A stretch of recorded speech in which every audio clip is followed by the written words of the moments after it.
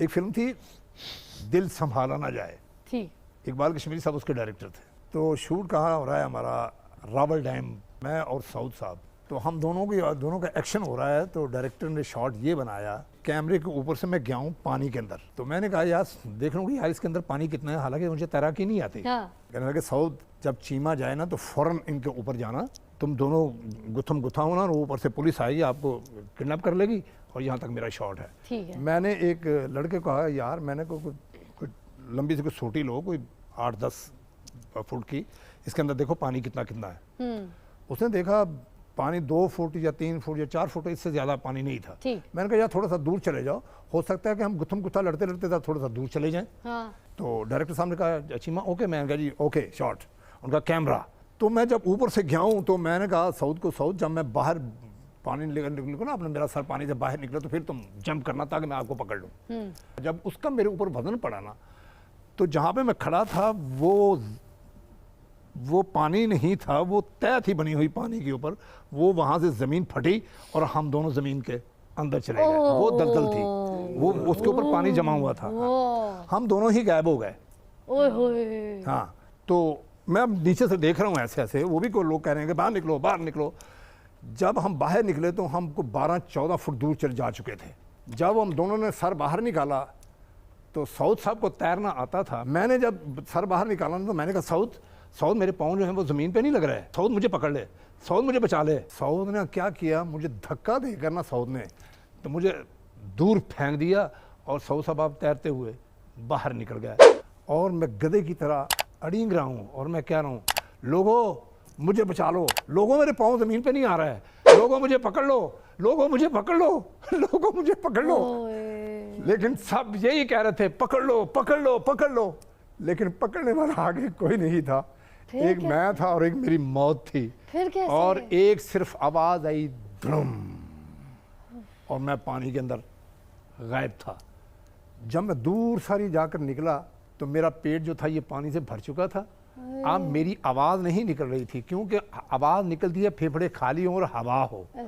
आवाज़ बंद हो चुकी थी, पेट फूल चुका था, और मैं इशारों से सिर्फ कह रहा था मुझे पकड़ लो। मेरा एक छोटा भाई है जो डायरेक्टर है इस वक्त, नदीम चीमा, ये मेरे साथ थे, वो बर्दाश्त ना कर सका, उसने छलांग मार दी। मैंने अपनी आंखों से देखा जब मुझे होश आया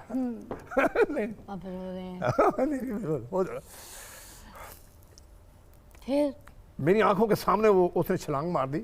मुझे इतनी होश है कि वो मेरी आंखों के सामने डूब गया। मैंने कहा यार चीमा मर गया यार। और मुझे उसके बाद नहीं पता, मुझे लोगों ने बताया कि कोई शख्स था जो अल्लाह का फरिश्ता बनकर आया, उसने अंदर छलांग मार दी।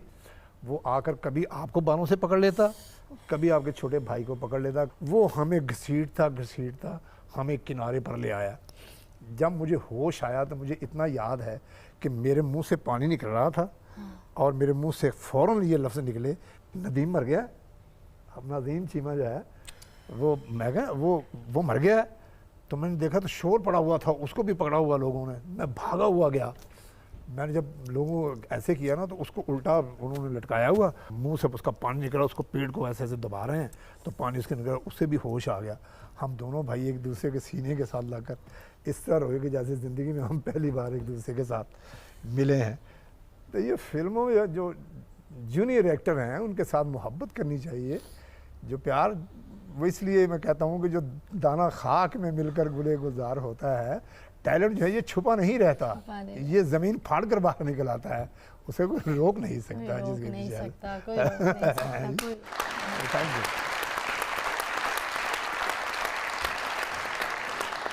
तो इसी तरह ये हादसा ये था, मुंडा बिगड़ा जाएगा जी। तो शायद आपने आखिरी पे वो शॉट देखा हो।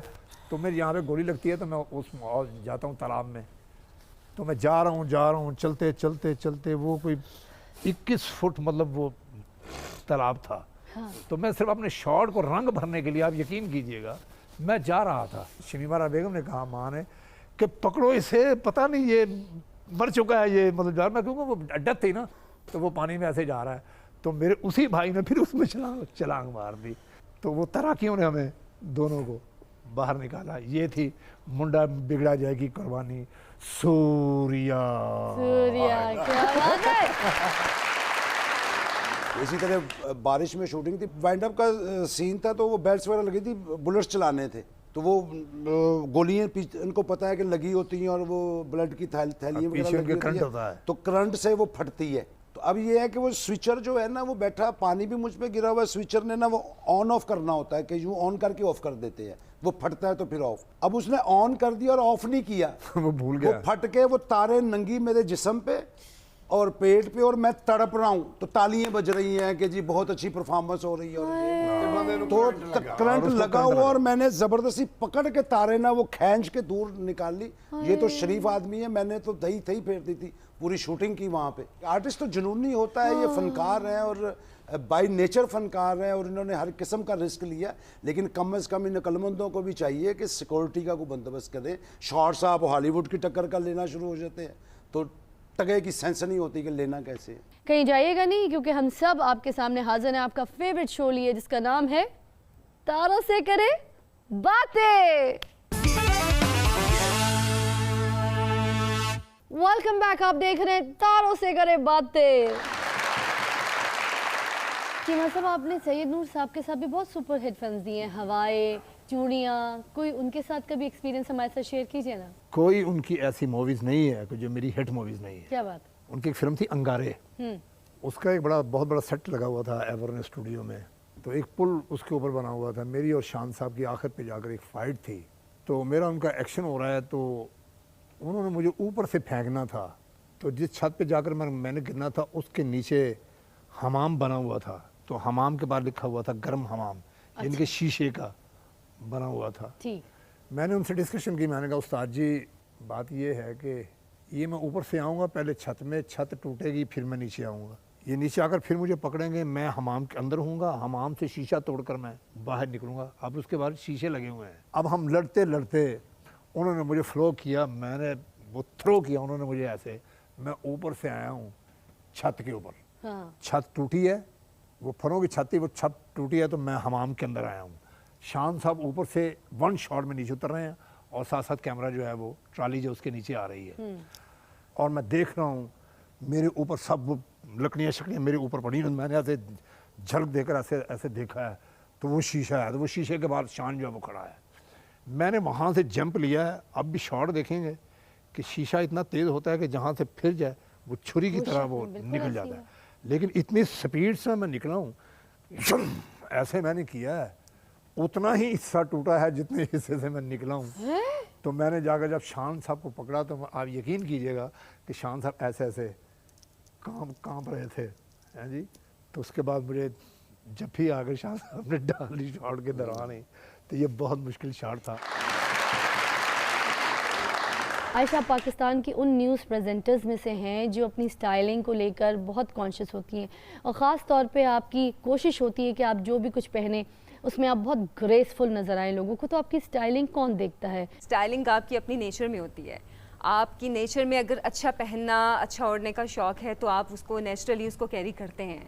तो ये आपकी नेचुरल चीज़ होती है जो आपको अच्छा पहनने पे भी मजबूर करती है, चाहे आपके पास बजट कम है या ज़्यादा है, और आपको ख्वाहिश होती है आप अच्छे लगें, अच्छे लगने की ख्वाहिश होती है जो आपको हर जगह फिर एडजस्ट कर लेती है। मैं आपको ये कमेंट ज़रूर करूँगी कि जिसमें बिल्कुल मुझे फील नहीं हुआ कि आप कोई न्यूज़ पढ़ रही हैं या वो टोन कैरी कर रही हैं, बिल्कुल जैसे एक आयशा होनी चाहिए एक इंटरव्यू देते हैं, मतलब एक नेचुरल। आपसे तो मेरी मुलाकात होती रही है, कभी मेकअप रूम में, कभी कैफे में हम लोगों ने साथ खाना वाना खाया, या फिर ऑफिस में घूमते हुए एक दूसरे को हम कमेंट्स पास कर रहे हैं, कभी बाहर रेडी वाले के पास, वो गोलगप्पे वाला जो खट्टा ज्यादा डाल के देता है। नहीं, पहली मुलाकात जिसको खाने के लिए इतना बड़ा मुंह खोल दिया तो लोग भाग जाते हैं। नहीं, मेरी इनसे पहली मुलाकात तब हुई थी जब ज़लज़ला आया था, हम सारे बिल्डिंग छोड़ के बाहर निकल गए थे।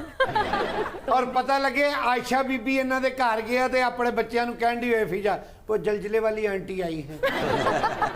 अभी वक्त है कि हम आपको बहुत डिफरेंट सी, मुनफरिद सी खबरें सुनाएं, और हमारे पास होती हैं मुनफरिद खबरें सुनाने के लिए निर्मल, ओवर टू यू। साइंसदानों ने इंकशाफ किया है कि झूठ बोलने से नाक सुकड़ जाती है। छोटी होवी जाए तो की फर्क पैंदा इस गल दे नाल? नक ना सिर्फ सुंघना ही होंदा बंदे ने, हाँ मूंह ना छोटा होवे, कान ना छोटे होण, फिर भी एडी छोटी ना होवे बंदा बरादरी च बढ़ा ही ना सके। मैं कहा तुसी थोड़ा थोड़ा झूठ बोलिया करो, ਤੁਹਾਡੀ नक बहुत वड्डी है। इन्हां दे ते मूंह ते 2 कमरे पै सकदे, और सिर्फ कमरे नहीं पै सकदे, एक बरामदा भी पै सकदा, नाल छोटा जिहा किचन भी बन सकदा ही। ਓਏ ਥੱਲੇ 2 ਦੁਕਾਨਾਂ ਦੇ ਉੱਤੇ ਚੁਬਾਰਾ ਵੀ ਬਣ ਸਕਦਾ। ਇਹ ਥੋੜਾ ਜਿਹਾ ਮੂੰਹ ਖੋਲਣਾ ਹਸਨ ਸਾਹਿਬ ਜਰਾ, ਬੇਸਮੈਂਟ ਵੀ ਬਣ ਸਕਦੀ ਹੈ। चाचा तू जरा मुंह इधर करी, ਇੱਧਰ थोड़ा जिहा इधर, किसी एंगल तो भी सोना नहीं लग रही। वैसे मुझे लगता है अब ये जो गाना था ना, झूठ बोले कौवा काटे, अब होना पड़ेगा झूठ बोले नाक सुकड़े, नाक सुकड़ने से डरियो। मैं मेके चली जाऊंगी तुम नाक से खेलियो। आगे चलेंगे। बॉलीवुड स्टार आमिर खान का कहना है कि शाहरुख खान का वार्डरोब मेरे घर से बड़ा है। वाकई सच्ची मुझे बहुत बड़ा वार्डरोब है। मन्नत हाउस जो उसका घर है ना, उसके घर के सामने 2 रोड हैं छोटे छोटे, और उसके बिल्कुल सामने समंदर है। वहाँ पर टूरिस्ट समंदर देखने के लिए भी आते हैं और उसका घर देखने के लिए भी आते हैं। वाह, मैं कहना कि एडा वड्डा वार्डरोब है, इथों अलमारी चो शर्ट पांदा है, उस बाद गड्डी ते बहंदा वे ते 3 मील सफर करके अगली अलमारी चो पतलून कटदा है। हाँ जी, उतों 5 मील का पैंडा पैंदा, मेरे ख्याल 6 किलोमीटर होना वे, ए जिथों 2.5 जाके लांदा है। उस तो बाद कोई तकरीबन 15 किलोमीटर अगे ਉਹਦੇ ਸ਼ੂਜ਼ ਪਏ ਹੁੰਦੇ ਨੇ, ਉੱਥੋਂ ਜਾ ਕੇ ਸ਼ੂਜ਼ ਪਾਉਂਦਾ ਤੇ ਜਰਾਬਾਂ ਮੇਰਾ ਖਿਆਲ ਉਹ ਤੋਂ 3 ਮੀਲ ਲੱਗੇ ਨੇ। ਉਹਦੀ ਵਾਰਡਰੋਬ ਦੇ ਵਿੱਚ ਆਪਣਾ ਚਿੰਗਚੀ ਚੱਲਣ ਲੱਗ ਪਏ ਨੇ। ਉਹਨੇ ਪੈਂਟ ਪਾਣੀ ਹੁੰਦੀ ਸੀ, ਸ਼ਾਹਰੁਖ ਨੇ ਕਹਿੰਦੇ ਭਾਜੀ 20 ਰੁਪਏ ਲਵਾਂਗਾ ਤੁਹਾਨੂੰ ਪਿੰਡ ਤੱਕ ਛੱਡ ਆਵਾਂਗਾ, ਜੇ ਤੁਸੀਂ ਜਰਾਬਾਂ ਲੈਣੀਆਂ ਨੇ ਤੇ 15 ਰੁਪਏ ਹੋਰ ਲਵਾਂਗਾ। ਉਹਦਾ ਵਾਰਡਰੋਬ ਤੇ ਐਡਾ ਵੱਡਾ ਕਿ ਉਹਦੇ ਦੋਨੋਂ ਬੱਚੇ ਗੁੰਮ ਗਏ। ਫਿਰ ਉਹਨੇ ਐਲਾਨ ਕਰਾਇਆ, 3 ਦਿਨ ਬਾਅਦ ਜਾ ਕੇ ਕਿੱਥੇ ਲੱਭੇ ਆ। ਤੇ ਐਡਾ ਵੱਡਾ ਵਾਰਡਰੋਬ ਹੈ, ਮਹੱਲੇ 'ਚ ਕਿਸੇ ਦੀ ਬਰਾਤ ਆਵੇ ਨਾ, ਉਹ ਸ਼ਾਹਰੁਖ ਸਾਹਿਬ ਨੂੰ ਆ ਕੇ ਰਿਕੁਐਸਟ ਕਰਦੇ ਨੇ, ਇਹ ਜਰਾ ਆਪਣਾ ਵਾਰਡਰੋਬ ਖੋਲ ਦੇਣਾ, 500 ਬੰਦਾ ਅਸੀਂ ਬਰਾਤ ਦਾ ਇੱਥੇ ਬਿਠਾਣਾ। ਇਹ ਤਾਂ ਵਾਰਡਰੋਬ ਦੀ ਗੱਲ, ਤੁਸੀਂ ਬਾਥਰੂਮ ਨਹੀਂ ਦੇਖਿਆ? ਅੱਛਾ ਜੀ, ਐਡਾ ਵੱਡਾ ਵਾਸ਼ਰੂਮ ਹੈ, ਉੱਚੋਂ ਸ਼ਾਵਰ ਤੇ ਨਹੀਂ ਲਵਾਇਆ, ਬਾਰਿਸ਼ ਪੈਂਦੀ ਤੇ ਨਹਾਉਂਦਾ ਹੁਣ। आखिरी सवाल आपसे पूछूंगी कि आपको हमारे शो पे आके अपने दोस्तों से, यारों से मिलके अपनी एक्सपीरियंसेस शेयर करके कैसा लगा? ये शो मैंने पहले भी देखे हैं, आप में क्या इत्तेफाक, क्या मतलब बात नज़र आती है। इस पूरी टीम में मुझे रूहानियत नज़र आती है, इस पूरी टीम में मुझे झूठ नज़र नहीं आता। एक होता है ना कि जब हम चांद की तरफ देखते हैं, उसके इर्द गिर्द कहकशां होते हैं, उनका नाम सितारे है, इसीलिए से आपने नाम रखा है तारों से करें बातें। जो भी तारे आते हैं, मेरी दुआएं आपके साथ हैं। अल्लाह आपको इसी तरह चांद की तरह आप चमकते रहें, और आपके इर्द गिर्द ये जो कहकशां हैं ये भी चमकते और धमकते रहें। Thank you very much. Thank you so much. आपकी टीम बहुत अच्छी है, यहाँ पे बैठ के टाइम गुजरने का पता नहीं चला। हालांकि मेरा ख्याल है बहुत ज़्यादा टाइम हो गया, लेकिन गुजरने का पता नहीं चला।